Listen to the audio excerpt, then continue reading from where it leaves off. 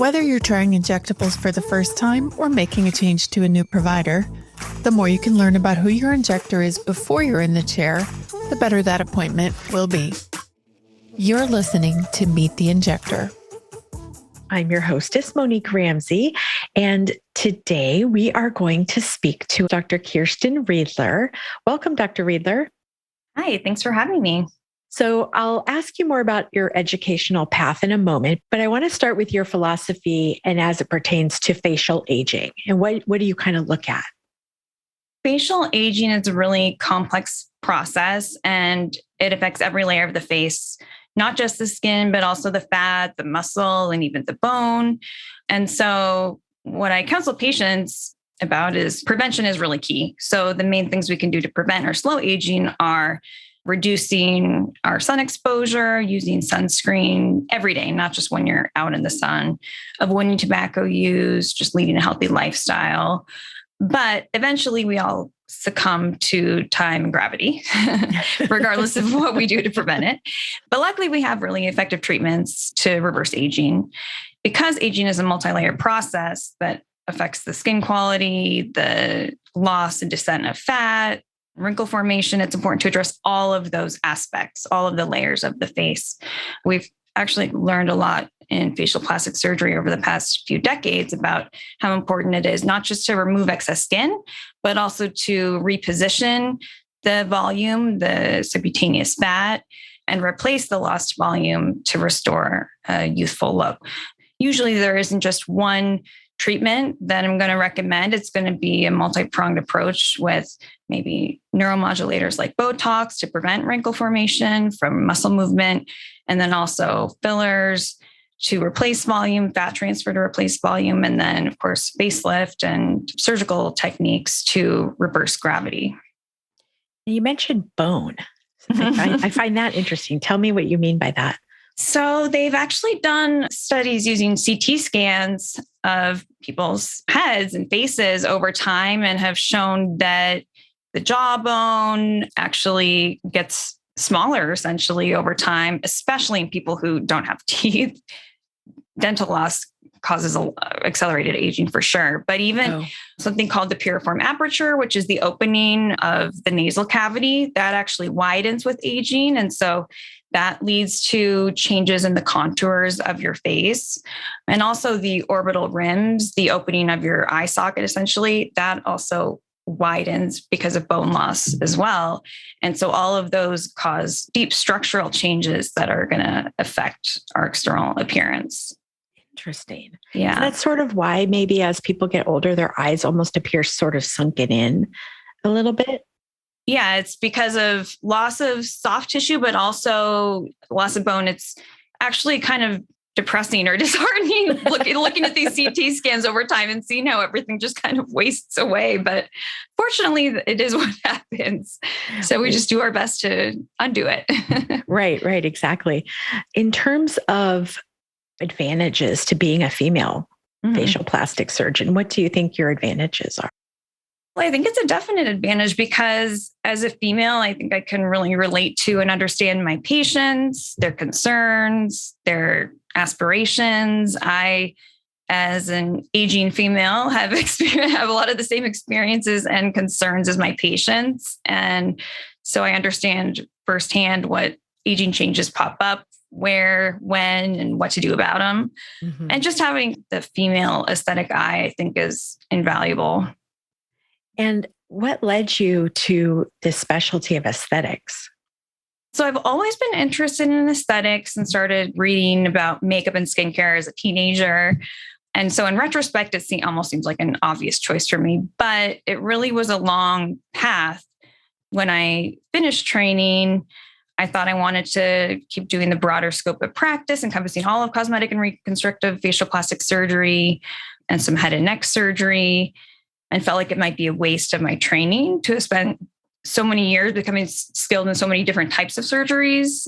But I've always been somebody who really strives to do a smaller number of things to the absolute best of my ability, rather than doing a lot of different things just satisfactorily. And I've come to realize how all those years of operating on every part of the head and neck were really critical to building my skill set and my knowledge of face and neck anatomy.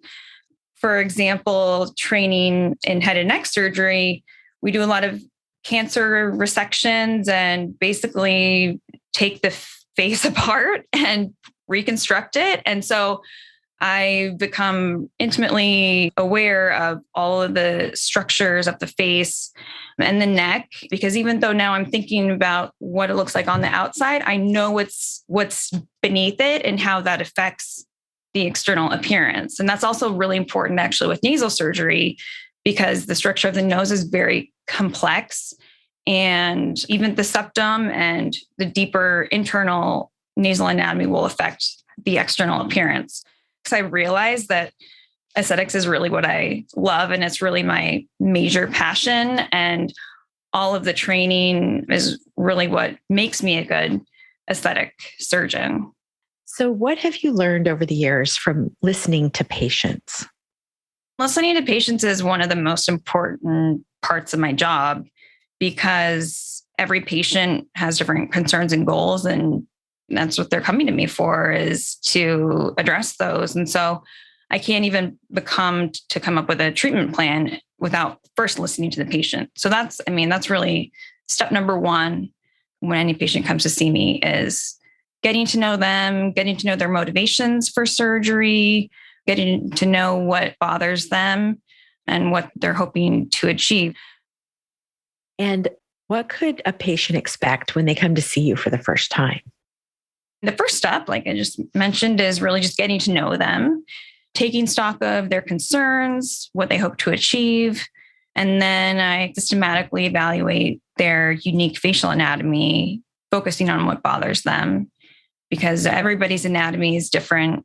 And it isn't just the amount of aging, but it's the underlying structure that needs to be considered and will determine what the best options are for them.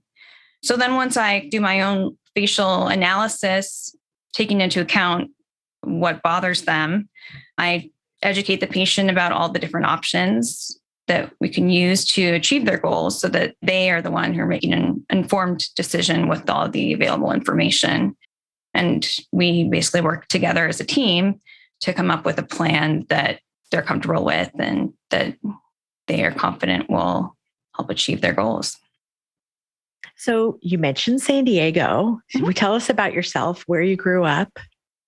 So I was actually born across the street at Scripps La Jolla. Hey, me too. Oh, really? Oh, yes, gosh. I was. Way before you, but yeah. Yeah, that I guess my mom told me that they used to serve lobster in the maternity. Did. Oh, yeah. Yes. On your last day, before you went home, you got to have a lobster dinner. Yeah. Yes. So I was born there. My dad was a neurology resident at UCSD at the time. My mom was a music and math teacher. And we lived in University City till I was 10, and then moved to Carmel Valley, and my parents still live there.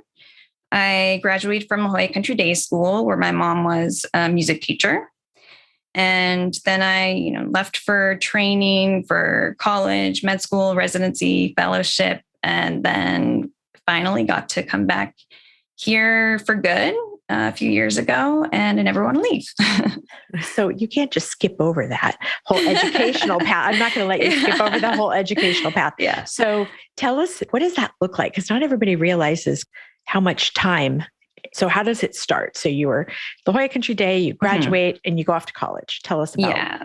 So I went to college at Harvard University, just outside of Boston, and majored in honors neurobiology and minored in romance languages and literatures, and had a really great time in college. It was hard. It was a lot of work, but it was also a lot of fun. I made a lot of lifelong friends, and it was a really great experience. And also being here my whole life and going to the East Coast, which was a really different experience, but I loved it. I love San Diego more, but it was a good experience. Then I came back to Southern California and went to medical school at USC, University of Southern California, in Los Angeles. So that was 4 years of just general medical training. And then went on to do 5 years of residency in otolaryngology, head and neck surgery, also at USC. I was lucky to be able to stay there, which was a really great training program got so much experience.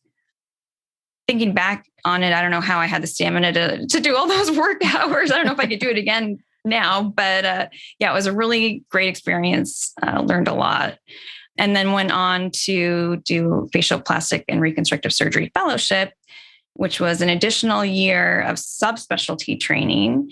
And that was with my fellowship director, Dr. Jonathan Sykes, who is a world-renowned facial plastic and reconstructive surgeon, professor emeritus at UC Davis, and a past president of the American Academy of Facial Plastic and Reconstructive Surgery.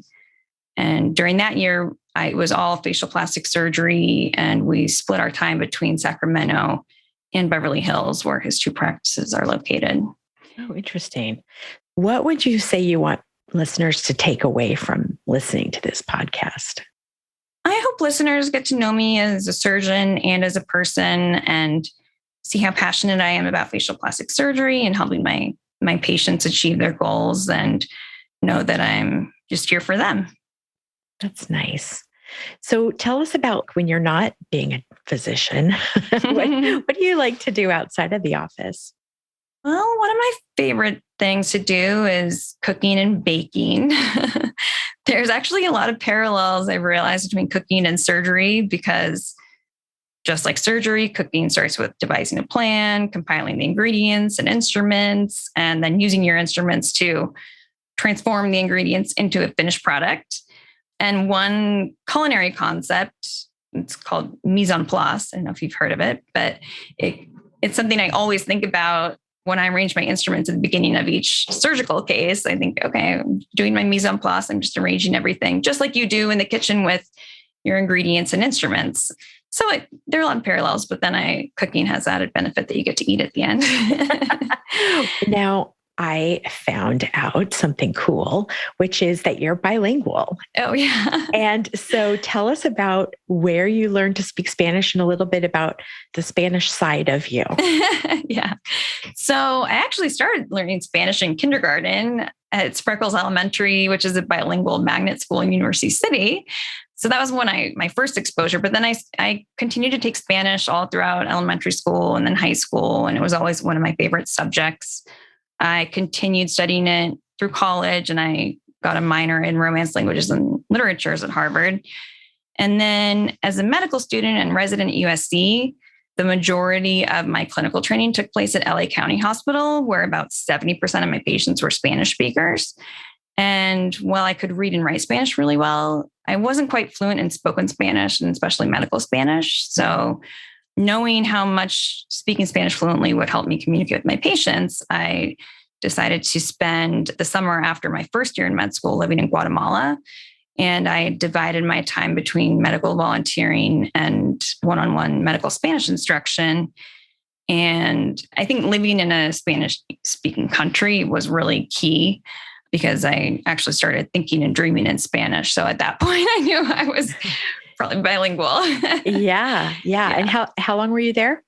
I was there for 3 months. Wow. Yeah. And then I've kept it up because I've had so many Spanish speaking patients throughout the years. A lot of days in residency, I was spending more of the day speaking Spanish than English, actually. Wow. So maybe we could do some episodes in Spanish. Yeah, sure. I think that'd be so helpful for people who are thinking about a surgery, and to be able to, we have a lot of parts of our website in Spanish. So why not? I think that'd be fun. Definitely. That'd be fun. So as you listeners are out there thinking, how do I learn more about Dr. Riedler? So you can find her on our website, which is ljcsc.com. And we have her bio up there, and we'll be putting all her before and afters on there as we go. You'll be able to, over time, see some of the reviews. And do you have an Instagram that you want people to follow? Yeah, it's just Dr. Kiersten Riedler.